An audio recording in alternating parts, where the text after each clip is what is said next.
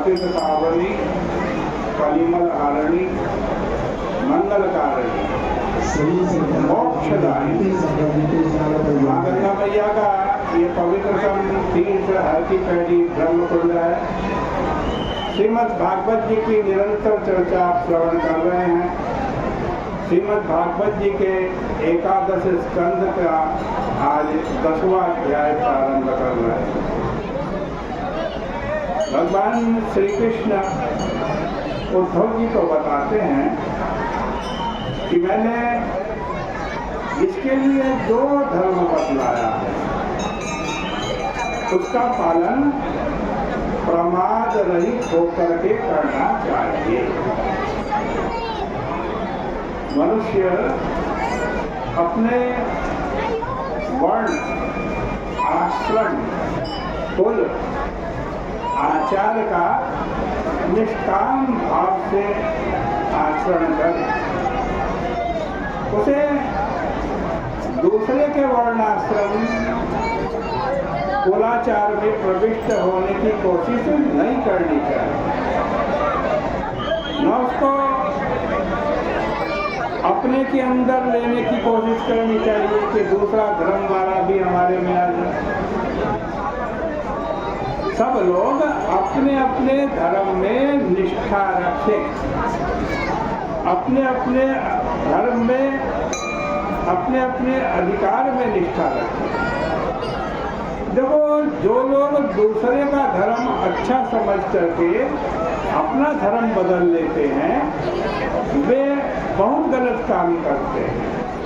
इसी तरह अपने धर्म की तारीफ करके मेरा धर्म बहुत अच्छा, दूसरे का धर्मांतरण कराने वाले लोग भी अच्छा नहीं करते।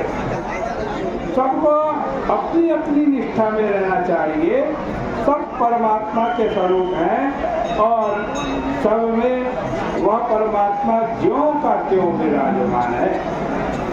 विषय को सच समझकर जो आरंभ किया जाता है उसको झूठा समझो।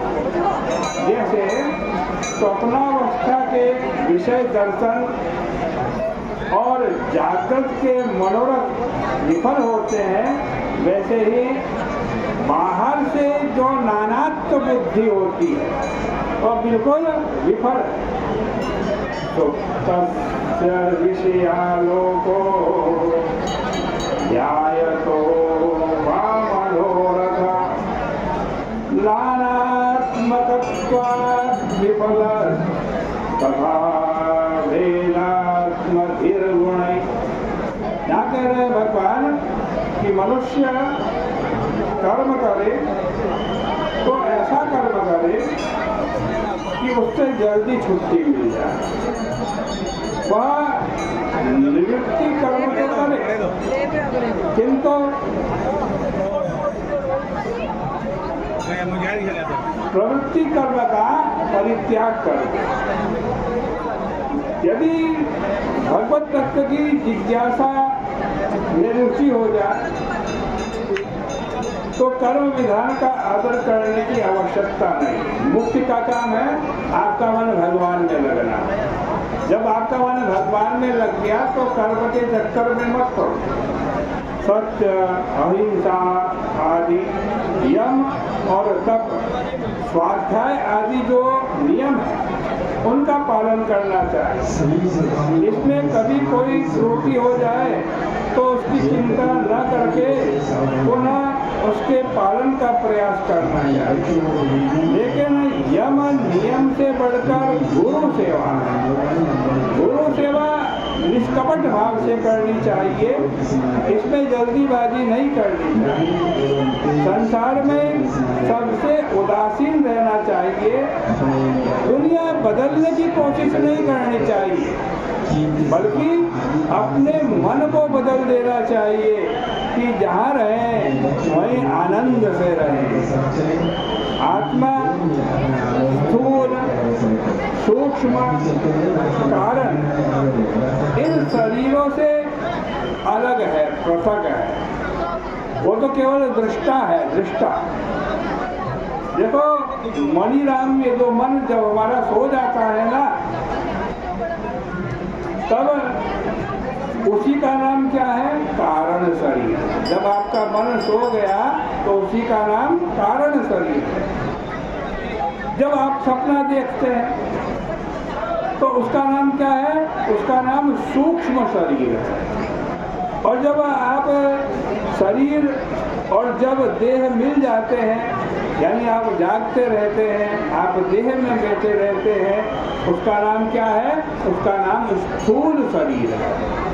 इसी प्रकार चक्कर लगाने वाले ये जो मणिराम है, उस मणिराम का सोना जागना, इन दोनों को आत्मा अंदर बैठा हुआ देखता रहता है, लेकिन आत्मा को देखने वाला कोई नहीं है। जैसे आग जलने वाली लकड़ी से बिल्कुल अलग रहती है और उस लकड़ी को जलाती है, लकड़ी से अलग रहती है, लकड़ी को जलाती है, प्रकाशित करती है।